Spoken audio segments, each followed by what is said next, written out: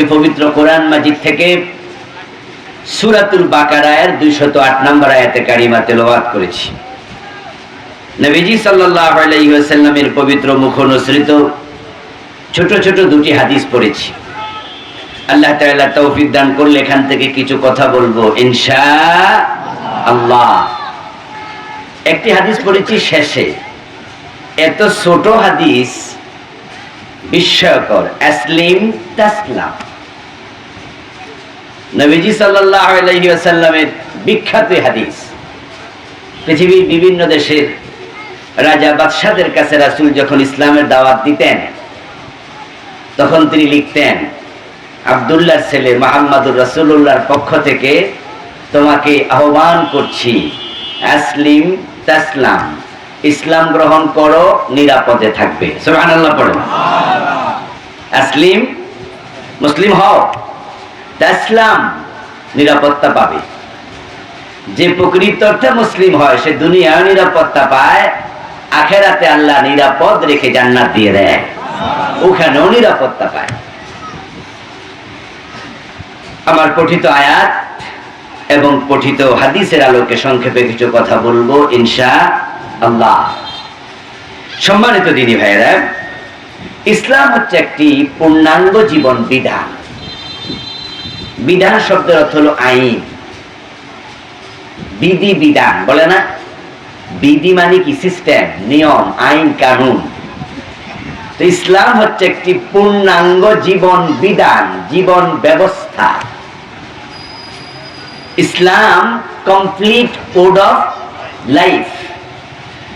This is complete prescription for human life. মানব জীবনের জন্য পরিপূর্ণ একটি জীবন ব্যবস্থা ডাক্তার যেমন প্রেসক্রাইব করে। আমরা যখন বিভিন্ন রোগে ডাক্তারদের শরণাপন্ন হই, ডাক্তাররা তখন ব্যবস্থাপত্র দেয়। এটাকে বাংলাদেশের লোকেরা প্রেসক্রিপশন বলে চিনে। এই প্রেসক্রিপশনে কি ওষুধ খেতে হবে সেটা লেখা থাকে, কয় বেলা খেতে হবে, বাকিটা আপনারা বলেন, সেটা লেখা থাকে না? খাওয়ার আগে না পরে সেটাও লেখা থাকে, কয়দিন খাওয়া লাগবে সেটাও লেখা থাকে।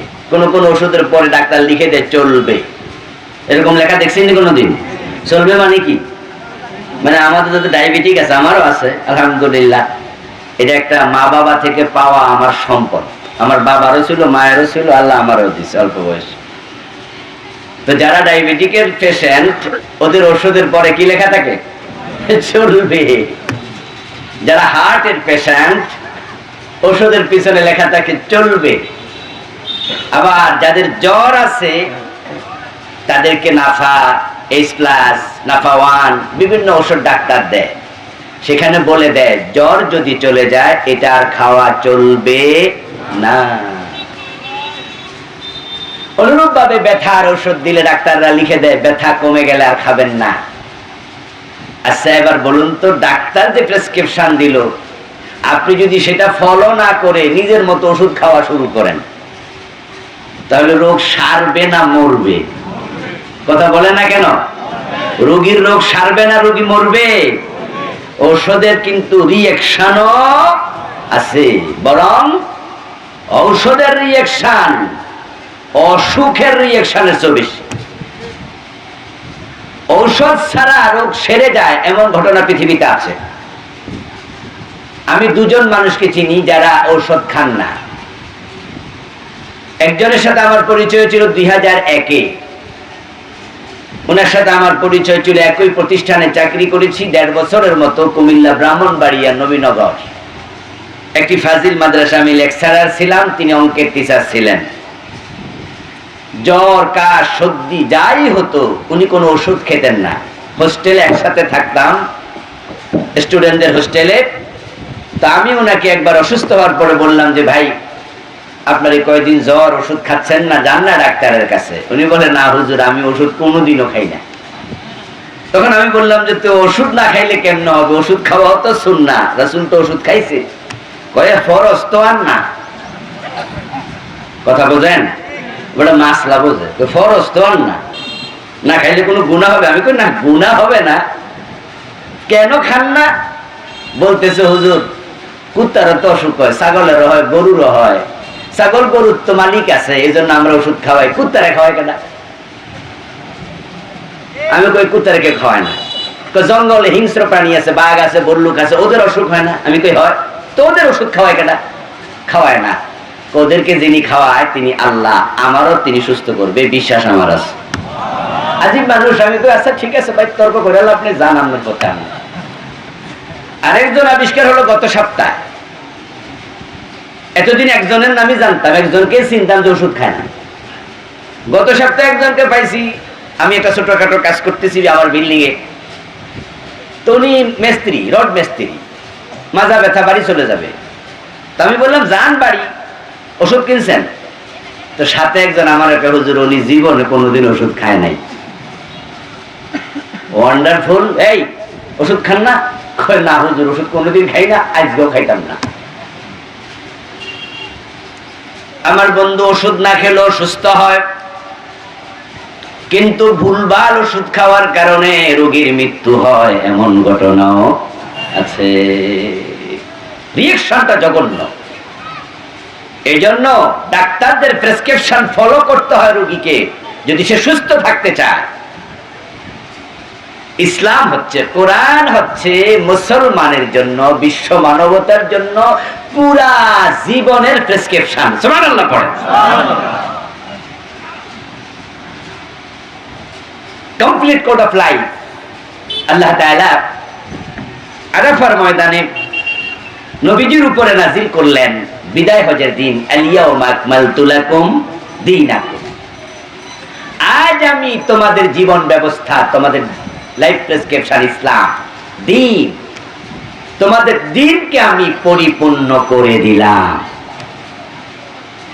ওয়া আতমামতু আলাইকুম নি'মাতি।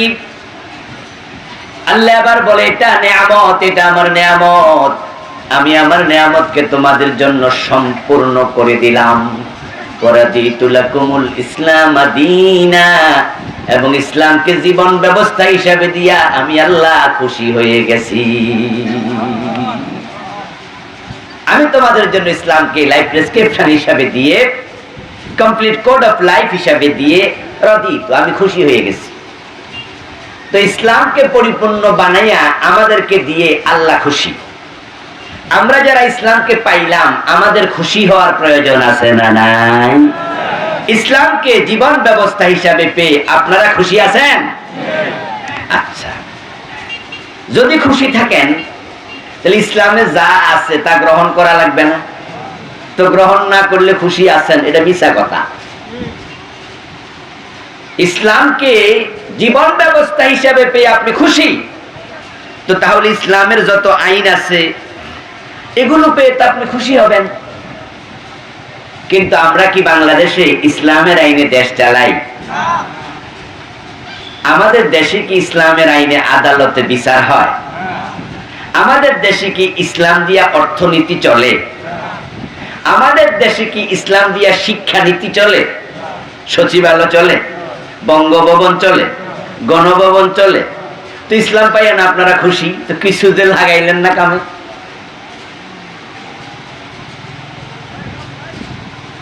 আসলে আমরা কি পাইয়া যে খুশি আর কোনটাতে বেজার, এটা এখন বুঝে উঠতে পারি নাই। এভাবে আল্লাহর কাছে যাবেন না। যে ইসলাম আল্লাহ আমাদেরকে পরিপূর্ণ জীবন ব্যবস্থা হিসাবে দিলেন, তিনি আমাদেরকে ডেকে বলছেন, হে ঈমানদারেরা, উদখুলু ফিস সিলমি কাফা। ইসলাম যেহেতু পরিপূর্ণ জীবন ব্যবস্থা, তাই তোমরা ইসলামে পরিপূর্ণভাবে প্রবেশ করো। ইসলামকে পরিপূর্ণ জীবন ব্যবস্থা বানাইয়া আপনাকে আবার ইখতিয়ার দেয় না যে তুমি চাইলে মানো, না চাইলে মানিও না। নো, কালেমা যদি পড়ে মুসলিম হন, আপনি ইসলাম মানতে বাধ্য। আর যে কালেমা পড়ে নাই, মুসলিম হয় নাই, তার ব্যাপারটা ভিন্ন। আমরা কোন হিন্দুরে কোনোদিন জিজ্ঞাসা করছি, এই হিন্দু ভাই নামাজ পড়ছেন? জিজ্ঞেস কোনোদিন? দরকারই নেই। ও তো ইমানই আনে না, তার নামাজের প্রশ্ন আসবে কেন? কিন্তু আমাদের মুসলমানদের সাথে পরিচয় হলে আমরা কিন্তু জিজ্ঞাসা করি, নামাজ পড়ছো? নামাজ পড়ো। গত 3 দিন আমি উত্তরবঙ্গে মাহফিলে ছিলাম। আজকে সকালে আসছি পঞ্চগড় থেকে, একবারে বাংলাদেশের লাস্ট জেলা। সকাল 8:30টায় ঢাকা পৌঁছলাম। একজন ড্রাইভার নিয়েছি ওখানে, সৈয়দপুর বিমানবন্দর থেকে নামলাম, ওখান থেকে ড্রাইভার নিলাম। জিজ্ঞাসা করলাম, কি নাম তোমার? অমক নাম। মুসলিম? নিশ্চিত হলাম সে মুসলিম। এবার জোহরের নামাজের সময় আমি বললাম যে চলো নামাজ পড়ি। আচ্ছা, সে যদি বলতো আমি হিন্দু, আমি কি বলতাম চলো নামাজ পড়ি? তাহলে বিষয়টা কি দাঁড়ালো?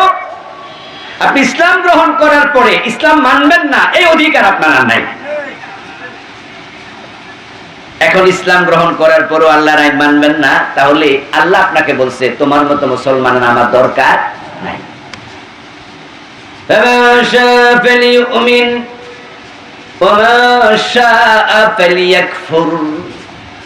কোরআন মাজিদে আল্লাহ বলেন, যার মনে চায় ভালো করে মুমিন হও, আর যদি ভালো না লাগে তুমি কাফের হয়ে যাও, আমি আল্লাহর কিছু আসে যায় না।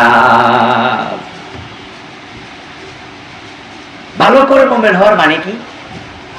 নবী অন্য হাদিসে ব্যাখ্যা করেছেন, ভালো করে মুমিন হওয়ার মানে হচ্ছে ইন্নামাল মুমিনু কাল জামালিল আনিফ হাইসু মা কিদা ইনকাদ। আপনি তখনই মুমিন যখন আপনি নিজেকে মনে করবেন নাকের ভিতরে রশি ঢুকানো ওট। কি চমৎকার উদাহরণ প্রিয় নবীজি দিলেন। নাকের ভিতরে রশি ঢুকানো ওট, তুমি তখনই মুমিন যখন নিজেকে এটা মনে করবা। হাইসু মা কিদা ইনকাদ। এবার তিনি ব্যাখ্যা করছেন যে ওটের নাকের ভিতরে মালিক রশি ঢুকাইয়া দিছে, এখন মালিক টানে যেদিকে ওই ওট কদম দিতে বাধ্য সেদিকে, উল্টা পাল্টা কদম দিলে নাকটা ছিঁড়ে যাবে। তুমি ইসলামে ঢোকার পর, মুমিন হওয়ার পর তোমার হোল লাইফ কোরআন এবং হাদিসের বাইরে চলার অধিকার তোমার নাই। আল্লাহ এবং নবী বলে যেদিকে, তোমাকে যেতেই হবে সেদিকে। এখন আমাদের অবস্থা কি? আমাদের অবস্থা হলো আমরা আল্লাহর কথা মানি না তা নয়। মসজিদে গেলে সবাই কোন পা দিয়ে ঢুকি? কথা বলুন। বের হই কোন পা দিয়ে? নামাজ শুরু করি আল্লাহু আকবার শব্দ দিয়ে, শেষ করি সালাম ফিরিয়ে। এখানে আমরা কেউ ব্যতিক্রম করি না,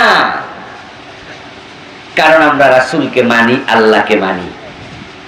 বৌলা এলাকার ভাইয়েরা বলুন তো, মাগরিবের ফরজ কয় রাকাত পড়েন? কিন্তু ফজর কোনদিন কি প্রশ্ন করেছেন? মাগরিব তো আজীবন 3 রাকাতই পড়লাম, আজকে 9 রাকাত পড়ি? কোনদিন কি ভেবেছেন ফজর তো আজীবন 2 রাকাতই ফরজ পড়লাম, আজকে হাতে যেহেতু সময় বেশি আছে তাহলে আজকে 4 রাকাত পড়ি? আমরা কোনদিন করিনি। আমরা তো নাকে রশি ঢুকানো ওট।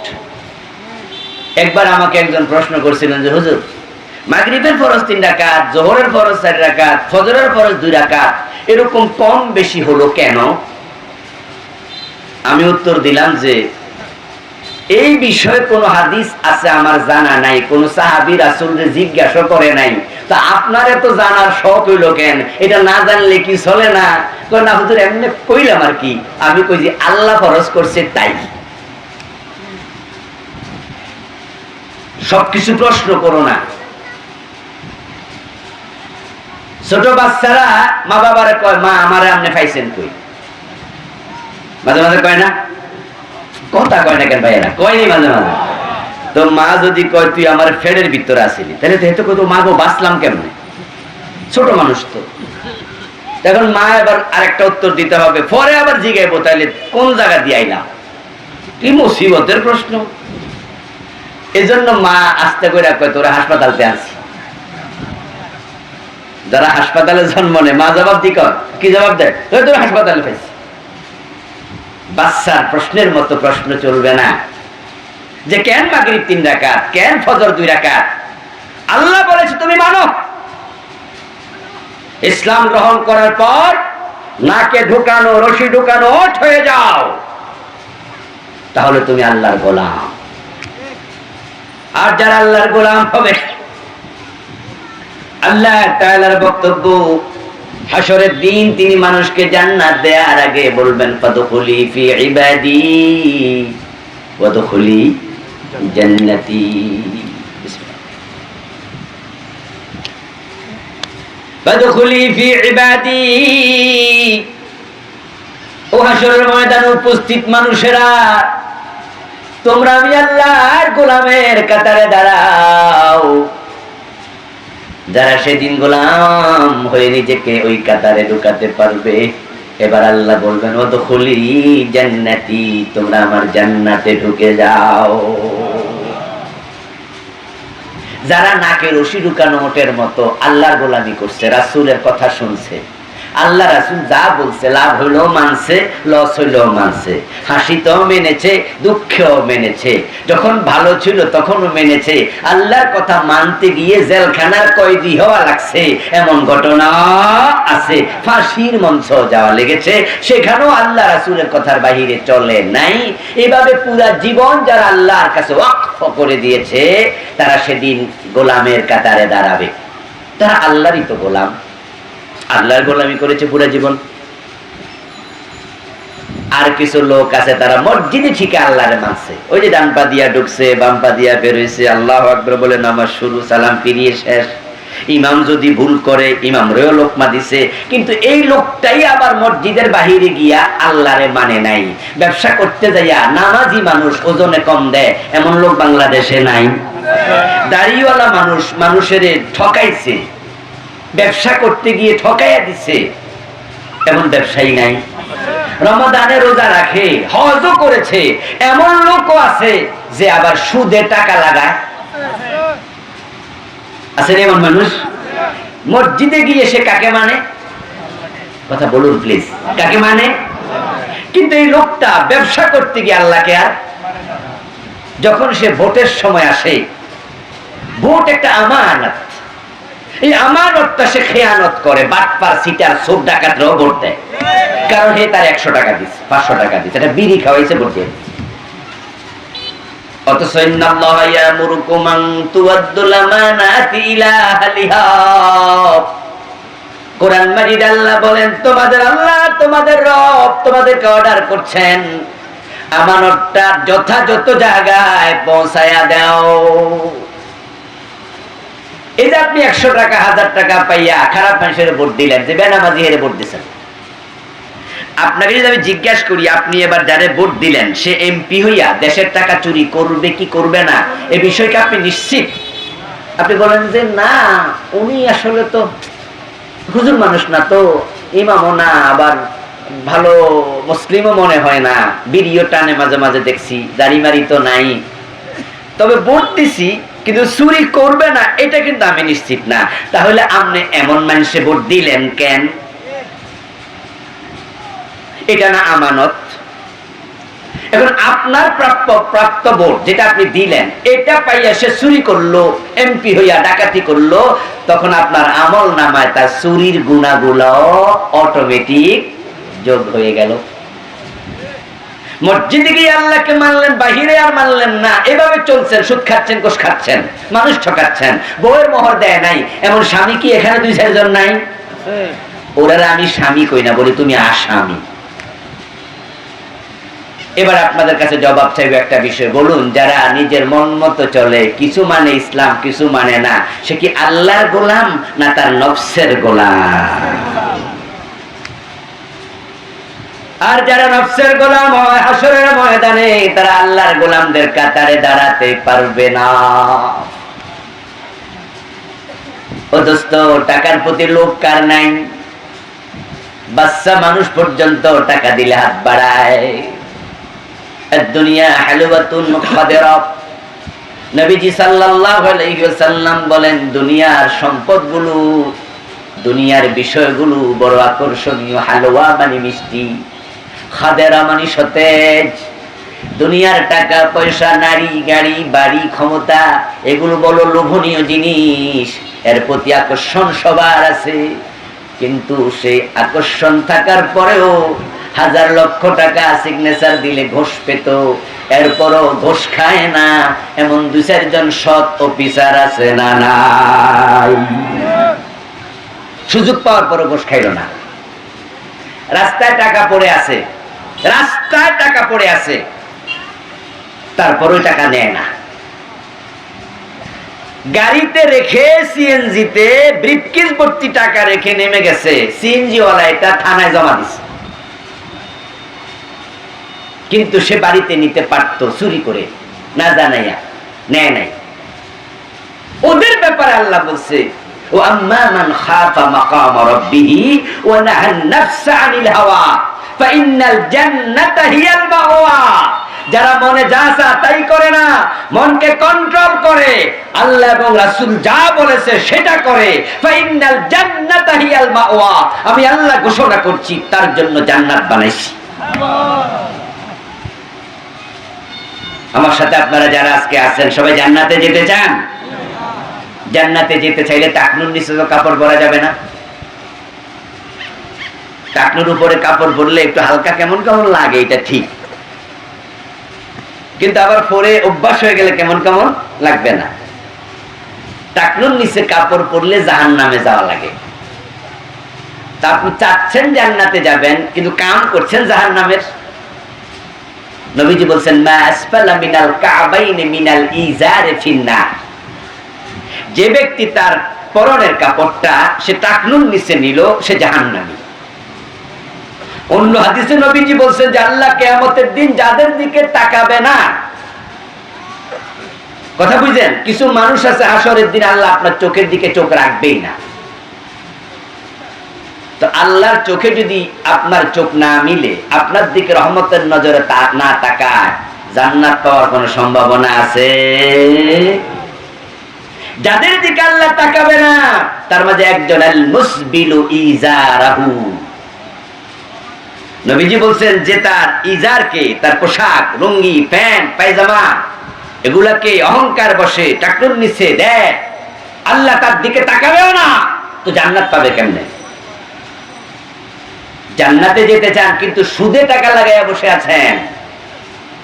নবীজি বলছেন যে সুদ খায় তার ৭৩টা বড় বড় গুনাহ হয়, সবচেয়ে ছোটটা হলো নিজের মায়ের সাথে জিনা করা। কোন জান্নাত খুঁজেন? কার জান্নাত? সাদ্দাদেরটা না তো? আবার সাদ্দাদের জান্নাত নামে আদৌ কিছু ছিল কিনা আমি জানি না, শুনেছি ইরাকে নাকি সে একটা বিশাল বানিয়েছিল একটা, আল্লাহু আলাম, হাদিস কোরআনে এটা নাই, ইতিহাসের বইতে আছে। কিন্তু আপনি সাদ্দাদের জান্নাতে যাইতে চান, মন মতো চলেন। আল্লাহর জান্নাতে যাইতে চাইলে আল্লাহর কথার বাহিরে চলা যাবে না। আর আল্লাহর প্রেসক্রিপশনের নাম হচ্ছে ইসলাম। এখন ইসলামে কি আছে? আমাদের দেশের মানুষ মনে করে ইসলাম একটা ধর্ম, নিছক একটা ধর্ম। আপনি ভুল করলেন। ইসলামকে আপনি অন্য ধর্মের মতো একটা ধর্ম ভাবলে আপনি ভুল করলেন। হিন্দু ধর্ম তাদের কাজ হলো 12 মাসে 13 পূজা, আর কোনো কাম নাই। আচ্ছা, আপনারা তো পৃথিবীর বিভিন্ন দেশে কেউ কেউ গেছেন। পৃথিবীর একমাত্র হিন্দু রাষ্ট্রের নাম হলো নেপাল। ও দেশে পার্সেন্টেজের দিক থেকে হিন্দু সবচেয়ে বেশি। আমি গিয়েছিলাম, হিমালয় দেখতে গেলাম একবার, 4 দিন না 3 দিন নেপালে ছিলাম। নেপাল এয়ারপোর্ট হিন্দুর দেশ, ভারতও এত হিন্দু নেই পার্সেন্টেজে, সংখ্যায় ভারতে বেশি, কিন্তু 100তে পার্সেন্টেজ যেটা, এটা নেপালে বেশি। নেপাল এয়ারপোর্টে গিয়ে আমি মসজিদ খুঁজলাম, নামাজের টাইম হলো। শ্রীলঙ্কায় আমি গিয়েছি, ওখানেও বুদ্ধিস্ট সবচেয়ে বেশি, বৌদ্ধ ধর্মের লোক সবচেয়ে বেশি। এয়ারপোর্টে আমি মসজিদ খুঁজেছি, যেখানে যে আমি মসজিদ খুঁজি, আপনিও খোঁজেন, নামাজের টাইম হলে খোঁজেন না? আমি শ্রীলঙ্কার এয়ারপোর্টে মসজিদ পেয়েছি, নেপালে পেয়েছি। নামাজের ছোট্ট জায়গা, শ্রীলঙ্কা তো একবারে সুন্দর করে দাম টাকা পয়সা দিয়া মসজিদ করছে। তা আমি তো জিজ্ঞাসা করলাম এত সুন্দর মসজিদ, বলতে সৌদি আরব করে দিচ্ছে, সৌদি আরব অর্থায়ন হয়েছে। আচ্ছা, যে নেপালে সবচেয়ে হিন্দু বেশি, ওই নেপালের এয়ারপোর্টে কি মন্দির আছে? No need. খ্রিস্টানদের এয়ারপোর্ট আমেরিকা, ইউকে, ওই এয়ারপোর্টে মসজিদ আছে, ইউকেতে, আমেরিকাতে আছে নামাজের জায়গা, প্রেয়ার রুম আছে, কিন্তু চার্চ নাই, গির্জা নাই। কারণটা কি? আমাদের মসজিদ হিন্দুদের দেশে, এয়ারপোর্টের ভিতরে, তাদের গির্জা নাই কেন? তাদের কেন আপনার মন্দির নাই? কারণ তাদের ধর্ম আমাদের ধর্মের মতো না। তারা 12 মাসে 13 পূজা করলে আর বাকি কোনো দায়িত্বই নাই, মন যা চা করো। খ্রিস্টানরা সপ্তাহে একদিন গির্জায় যায়, দায়িত্ব শেষ। ইহুদিরা সপ্তাহে একদিন তাদের উপাসনালয়ের নাম হলো সিনাগগ। কি নাম? সিনাগগ। খ্রিস্টানদেরটার নাম গির্জা, চার্চ। বৌদ্ধেরটার নাম হলো প্যাগোডা। আর আমাদেরটার নাম কি? আমাদেরটা কি নাম? মসজিদ। এগুলো এক এক ধর্মের এক এক উপাসনালয়। ইহুদিরা সপ্তাহে একবার সিনাগগে যায়, দায়িত্ব শেষ। কিন্তু আমাদের মুসলমানরা যদি মনে করে তাদের ধর্মের মতো আমাদের ধর্ম একটা ধর্ম, আমরা দিনে 5 বার মসজিদে যাব, দায়িত্ব শেষ। ভুল করলেন। আপনার ধর্ম কমপ্লিট কোড অফ লাইফ। আপনি মসজিদেও আল্লাহকে মানতে হবে, টয়লেটে যখন ঢুকবেন টয়লেটে ঢুকার ইসলামী আইন আছে না নাই? আপনি আল্লাহকে সেখানেও মানবেন। আপনি যখন ঘুমাইতে যাবেন, ইসলামে কি ঘুমানোর নিয়ম নাই? সেখানে আপনি ইসলাম মানবেন। যখন আপনি খাবার খাবেন, তখন কি খাবার ইসলামে নিয়ম নাই? আপনি ডান হাতে খাবেন, হালালটা খাবেন, কাছ থেকে খাবেন, অপচয় করবেন না। খাওয়ার জন্য আইন আছে। ইসলাম এত চমৎকার ধর্ম, যে ধর্মে যারা মানে তারা পৃথিবীতে কারো কাছে হাওলাত করার জন্য যাওয়া লাগে না। ইসলামে জীবনে যা দরকার সব আছে। কোরআন হচ্ছে তার একমাত্র পাথেয়।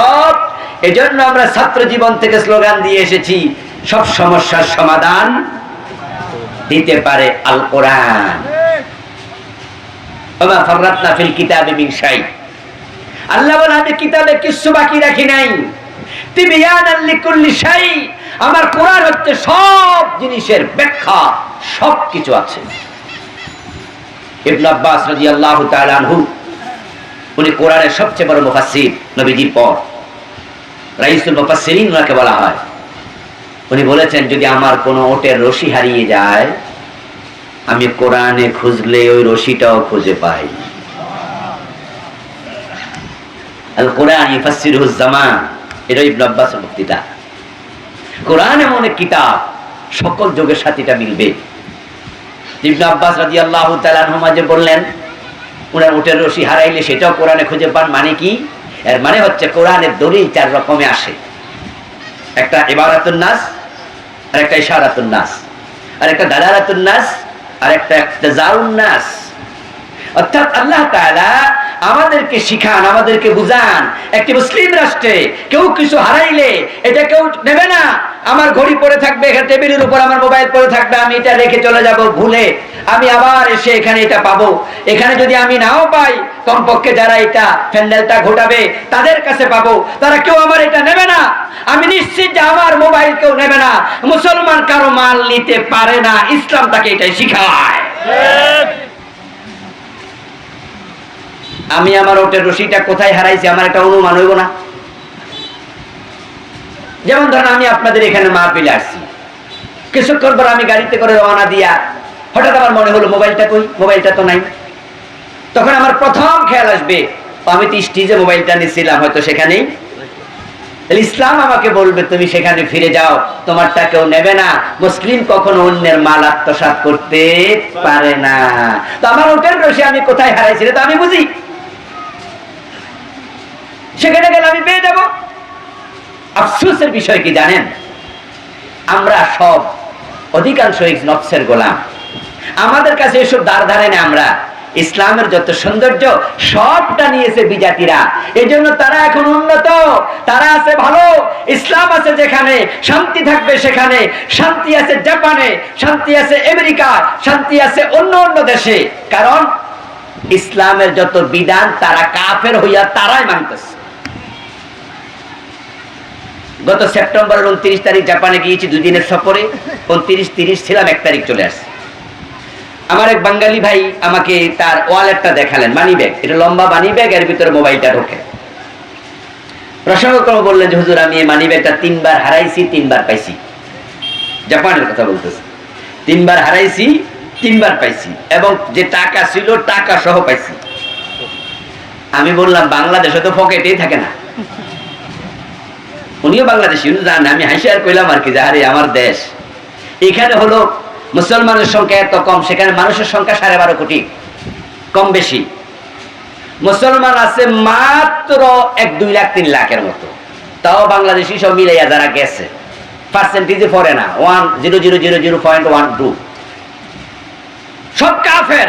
কিন্তু মানি ব্যাগ 3 বার হারাইয়া পায়। আর আমার দেশে 92% মুসলমান হুজুরের মোবাইল চুরি করে লইয়া যায়, খতিব সাহেবের মসজিদে জুতা চুরি করে লইয়া যায়, খতিব সাহেবের জুতাও নাই।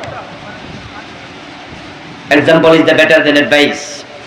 ঠিক গত রাতের কথা বলছি, মাহফিল শেষে নামলাম, তাড়াহুড়া করে আসছি, গাড়ি ধরতে হবে, কারণ রাতে আর বিমান তো রাতে এত রাত পাওয়া যায় না, গাড়িতে করে আসছি। নামতে গিয়ে আমার মোবাইলটা আমার নিতে মনে নাই, স্টেজে ছিল টেবিলের উপর, নেমে আমার মনে পড়ছে।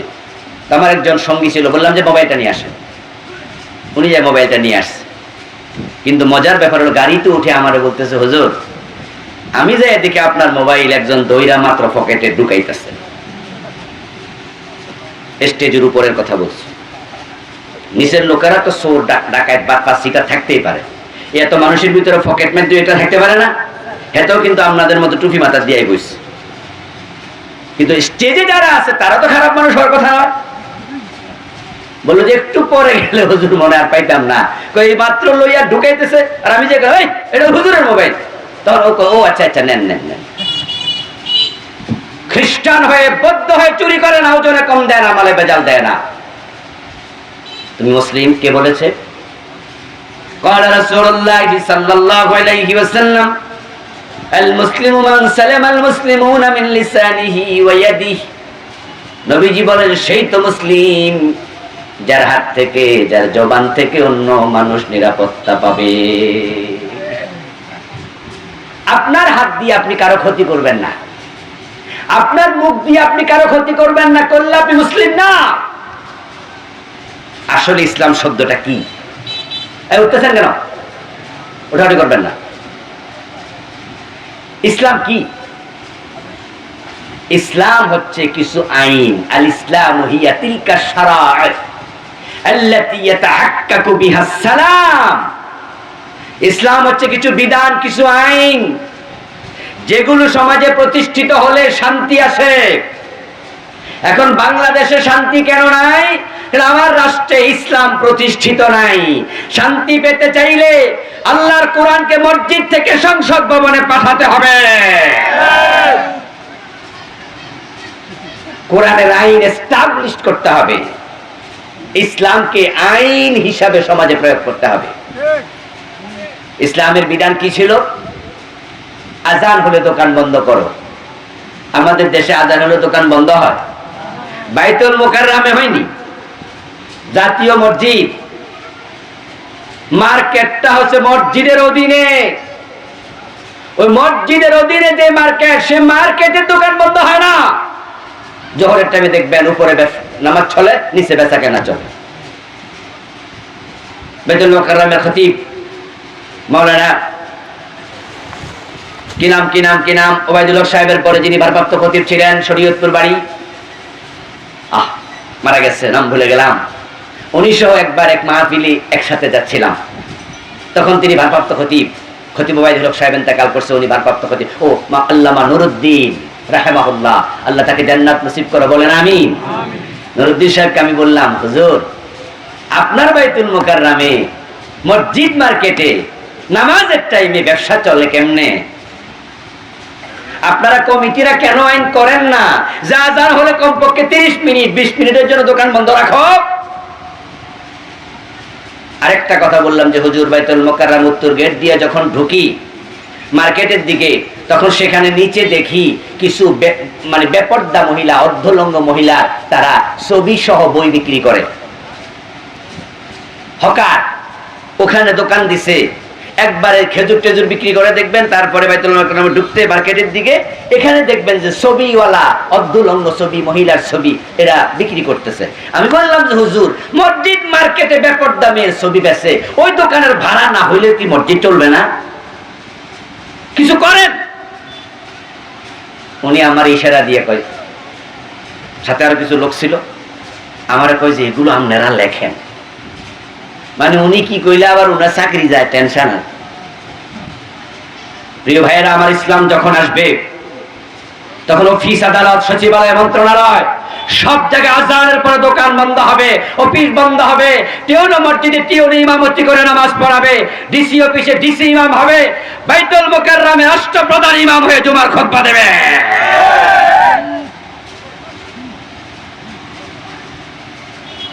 আমাদের বাংলাদেশের ইসলামী দলগুলো আছে, ইসলামী দলের যারা প্রধান, ইসলামী দল তো আলহামদুলিল্লাহ এখন 10-12টা আরো বেশি আছে।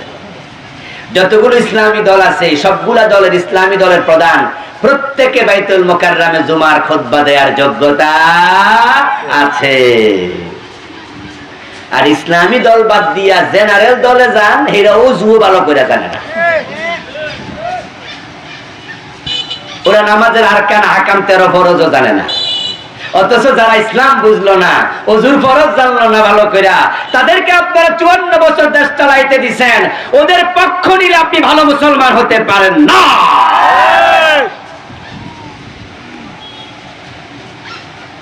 আরে ভাই, শান্তি কোথায়? শান্তি তো ইসলামে। ইসলাম সে তো পরশ মানিক, তারে পেজকে পেয়েছে খুঁজি, পরশে তাহার সোনা হলো যারা, তাদেরই মোরা বুঝি। গোলাপ ফুল দেখতে খুব সুন্দর, তার পাপড়ি যখন মেলে ধরে তখন, কলির ভিতরে থাকলে বইয়ের পাতায় লিখা আর কলির গোলাপ দেখা দুটা এক নয়। গোলাপ ফুলে গন্ধ আছে পাপড়ি মেলার পরে, কলির গোলাপে নয়। গোলাপ ফুল থেকে আতর হয়, কিন্তু গোলাপ না ফুটলে নয়, কলির গোলাপ চাপ দিলে এটা কাঁচা কাঁচা হলুদ আপনার সবুজ রস বের হবে, আতর নয়। আপনি গোলাপ ফুলের সৌন্দর্য দেখতে চান, গোলাপ ফুলকে ফুটতে দিন। তা থেকে সুগন্ধ নিতে চান, গোলাপ ফুলকে ফুটতে দিন। আতর বানাতে চান, গোলাপ ফুলকে ফুটতে দিন। কলির গোলাপে গন্ধ নাই, সৌন্দর্য নাই, আতর নাই। ইসলামের সৌন্দর্য দেখতে চান, কোরআনকে মসজিদ থেকে সংসদে পাঠায়া দেন, আইন কায়েম হয়ে যাক। বাংলাদেশের মানুষও ঘরের দরজা খুলে ঘুমাবে, চুরি করবে না, চুরি করলে হাত কেটে দেওয়া হবে।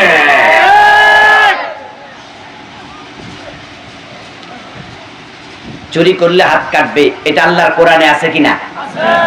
ইসলামের অংশ নয় তো। ইসলাম পরিপূর্ণ জীবন ব্যবস্থা হলে এটাও তো ইসলামে আছে। আপনি গরম থেকে বাঁচার জন্য একটি ফ্যান কিনেছেন, ভালো ব্র্যান্ডের, বাজার থেকে ভালো ব্র্যান্ডের ফ্যান কিনছেন। ফ্যান কিনে বাড়িতে এনে রাখছেন। দোকানদারকে পরের দিন যায় বললেন যে ভাই, গরম তো কমে নাই, গরম কমে নাই। তো দোকানদার কয় না, গরম তো কমার কথা। বল না ভাই, আল্লাহর কসম একটু গরমও কমে নাই, সারা রাত ভালো করে ঘুমাইতে পারি নাই। গত পরশুদিন যা ছিল কালকেও তা ছিল। পরশুদিন তো আর ঘরে ফ্যান ছিল না, কিন্তু গতকালকে ঘরে ফ্যান ছিল, তারপরেও গরম কমে না, বাতাসও গায়ে লাগে না। দোকানদার কয়, জুলাইছেন কোন রুমে? কোন এখনো জুলাই নেই, এটা প্যাকেটে আছে।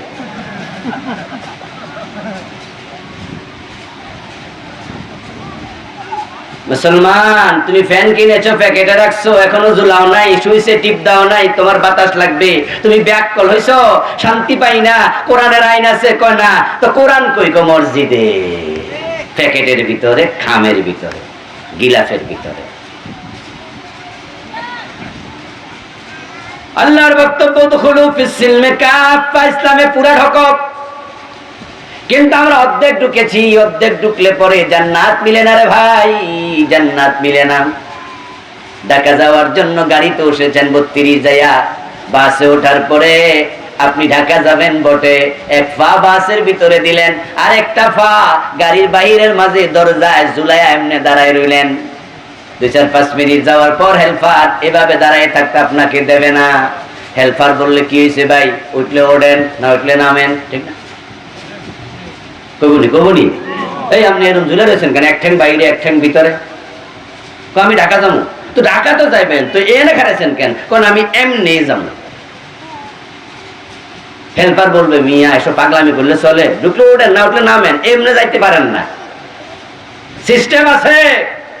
আপনি নামাজ রোজা হজ যাকাত করবেন, রাষ্ট্র চালাবেন মানুষের আইন দিয়া, সমাজ চালাবেন গটগট কামালের আইন দিয়া, আদালত চালাবেন ব্রিটিশ আইন দিয়া। এইভাবে জান্নাতে যাওয়া যায় না। জান্নাতে যাওয়ার নিয়ম না। প্রিয় ভাই আমার, যখন গরমকালে মশা বেড়ে যায় আমরা তখন মশারি কিনি। আচ্ছা, মশারি কিনে যখন মশারির ভিতরে ঢুকি তখন কি আমরা একটা ঠ্যাং বাইরে দেই, একটা হাত দেই? আমরা সুন্দর করে ঢুকি, তারপরে মশারি আরো খুঁচা মুচা দেই, কোনোভাবেই যেন মশা ঢুকতে না পারে। এখন আপনি এক পা বাইরে দিয়ে শুয়ে থাকলে আপনি মশারি গা টানে লাভ কি, অর্ধেক ঢুকে লাভ কি? মশা ওখানে কামড়ায় তো পুরো শরীরে মেরিয়ে ছড়িয়ে পড়বে, ডেঙ্গু ছড়িয়ে পড়বে। এটা বেকুবি, কেউ অর্ধেক ঢোকে না, পুরা ঢোকে। আল্লাহর জান্নাতে যেতে চাও, জীবনের কোন অংশ ইসলামের বাহিরে রাখা যাবে না, পুরা ঢোকো। 54 বছর চলে গেল, আমরা ইসলামী সমাজটা পাইনি, পরিপূর্ণ ইসলাম মানার সুযোগ পাইনি। আমরা হুজুররাও পারি না, আলেমুল আমারা হাজি হাজিরাও পারে না। পর্দা করা ফরজ। নবীজি বলছে যে পরনারীর দিকে খারাপ নজরে তাকাবে তার চোখে হাসরের দিন আল্লাহ সীসা গলায়া দেবে। নাউজুবিল্লাহ পড়েন। আমার বউ পর্দা করে, মা করে, বোন করে, আপনার বউ পর্দা করে, আপনার পরিবার করে, কিন্তু রাস্তায় যখন যান তখন রাস্তার মাঝে চুল খুলে হাঁটে এমন মহিলা কিশোরগঞ্জ বাজারে নাই? আপনার চোখ কি আপনি সর্বক্ষণ হেফাজত করতে পারতেছেন? বেপর্দা সমাজ, চোখ বাঁচানো কঠিন। আপনি ওয়াজ শুনবেন যে আমাদের আবুল কালাম আজাদ হুজুরের একটা ওয়াজ শুনি, সাইদি সাহেবের ওয়াজ শুনি, কিন্তু দেখবেন ওয়াজের মাঝখানেও এসে বেড়ি লাভ মারে। এমন হয় না ভাই, হয় না? আহা, আয়না কিনছেন 100 টাকা দিয়া, একটু আয়না দিয়া ছবি সুরত চাইবেন, নিজের চেহারা চাইবেন, মাথা আশ্রাইবেন, বাড়িতে এসে আয়না উল্টে আছে, আয়নার পিছনে একজন বেরিয়ে আছে।